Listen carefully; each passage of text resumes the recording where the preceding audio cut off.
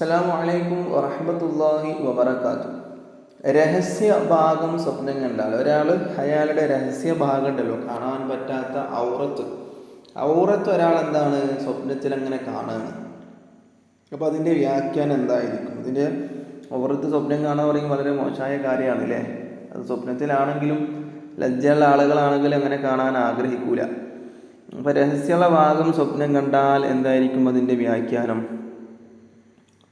മഹാനായ നാബിൽസി എന്നവർ അവിടുത്തെ ഒരു കിതാബിൽ പറയുകയാണ്, ഒരാൾ അവൻ്റെ ഔറത്ത് പ്രകടമായിട്ട് സ്വപ്നം കണ്ടാൽ അതിൻ്റെ വ്യാഖ്യാനം അവൻ ഒരു കാര്യത്തിൽ അകപ്പെട്ടു, ആ അകപ്പെട്ട കാര്യത്തിൽ നിന്ന് എന്താകും, രക്ഷപ്പെടും എന്നാണ്.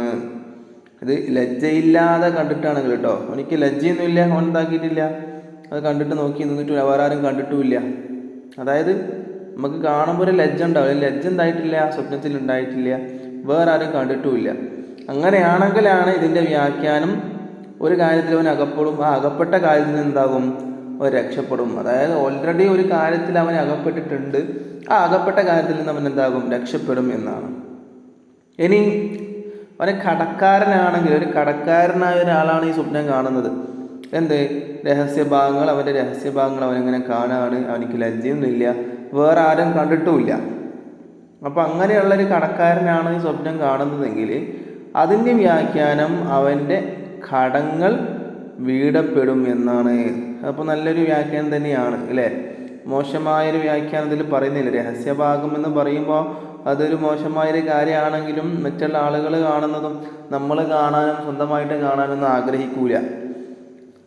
പക്ഷെ ഇപ്പോഴത്തെ കാലത്ത് അങ്ങനെയല്ല അല്ലേ. രഹസ്യഭാഗങ്ങളൊക്കെ പരസ്യമാക്കി നടക്കുന്ന ഒരു കാലത്തിലൂടെയാണ് നമ്മൾ പോയിക്കൊണ്ടിരിക്കുന്നത്. പണ്ടൊക്കെ മറക്കാൻ വേണ്ടിയിട്ട് സമരം ചെയ്തിരുന്ന കാലം ഉണ്ടായിരുന്നു. പക്ഷെ ഇപ്പോൾ തുറന്നിടാൻ വേണ്ടിയിട്ടുള്ള സമരം ചെയ്യുന്ന കാലഘട്ടത്തിലൂടെയാണ് നമ്മൾ പോയിക്കൊണ്ടിരിക്കുന്നത്. അപ്പോൾ ഒരാൾ രഹസ്യഭാഗം സ്വപ്നം കണ്ടാൽ അതിൻ്റെ വ്യാഖ്യാനമാണ് ഇവിടെ പറഞ്ഞത്.